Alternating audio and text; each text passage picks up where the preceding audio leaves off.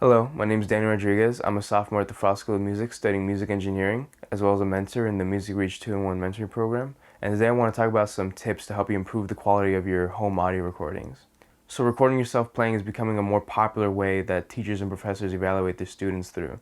And for this, it's important to have a high quality recording so whoever's listening can discern what problems are with your playing or instrument, or what things are good about your playing your instrument, or problems that are maybe enhanced by your poor recording environment or the poor quality of your recording. These tips could also help you if you're recording something for, let's say, something that would be graded more seriously, or an application or a submission for an audition or something. Now, if you don't have a dedicated microphone like this or a way to connect to your computer and record with something like this, don't worry. Everything I'll be talking about is also applicable to recording on your smartphone and using the microphone on your device that you have already to be able to record yourself. So my first tip is to record audio and video separately. If you record audio and video separately, you have more control over your microphone placement, as your microphone is not tied to where your recording device or your video recording device is. If your video and your audio are being recorded from one device, you might have to compromise on microphone placement or the visibility of your playing. Now, if you only have one device and you can't record these things individually, don't worry, as you can still follow these next steps to help improve your audio quality. So the next thing to keep in mind is location, what room you're actually recording in. It's best to avoid larger rooms, as those larger surfaces can cause more reflections and create sort of an echo and a reverb. And that may sound nice for acoustic instruments, let's say like woodwind instruments or things like that, but you have little control over it afterwards. So if it's overbearing or if it's affecting your sound negatively, you have no control over that afterwards. So I recommend to stick to smaller rooms that have lots of things in them so they can absorb the reflections and the sounds that you have. So you have padding right here. You don't need fancy padding like this, as long as there's things like along your walls, or let's say you have a closet or a bed or things on your around your walls that can absorb your sound. It will minimize reflections in your room and help create a more a drier sound for you to record. Now, if you're a vocalist or you're playing a small instrument, I recommend putting your microphone closer to, let's say, a closet or something that has a lot of soft padding, so you're able to mitigate these reflections even further and obtain that drier sound. So the next thing to keep in mind is microphone placement, where you're actually putting the microphone in your room. Now, this will drastically affect the sound of your recording.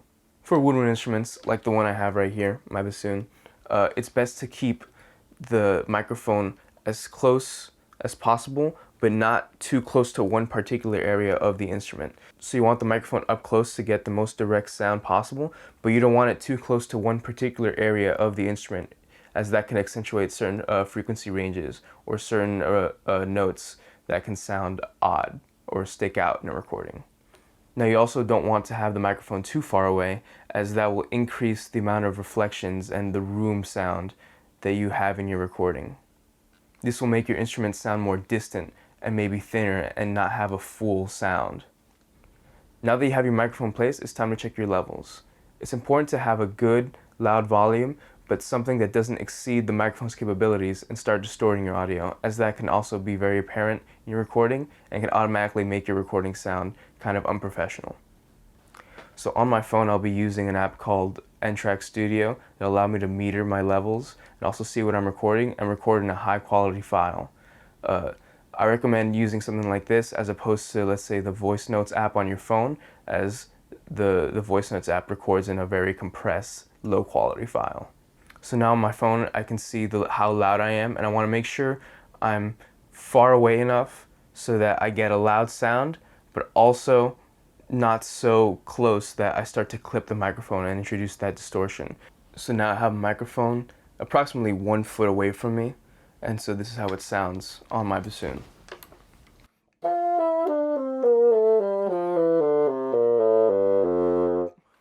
So now I've placed my microphone approximately like 3 feet or 4 feet away from me.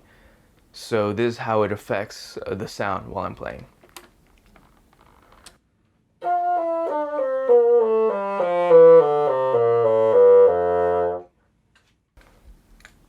So continue to play around with your microphone placement to make sure your recording is loud but not distorting. So now you have a nice clean recording. You can go ahead and submit that for your assignment or whatever purpose. But if this is for a more professional recording, I recommend you take some time to touch up your audio a bit. And by touch up, I mean adding some reverb, since we have a dry recording, to enhance the sound and make it sound like you're in a concert hall, using like a hall reverb to create that effect and sort of sweeten your tone a bit. It also might be helpful to remove the low frequencies that are not being produced by your instrument but are being picked up by your microphone just due to your room or where you are. Now with this, I hope you have a better quality recording than you previously did, and I hope that it can help you in your future music endeavors. Thank you.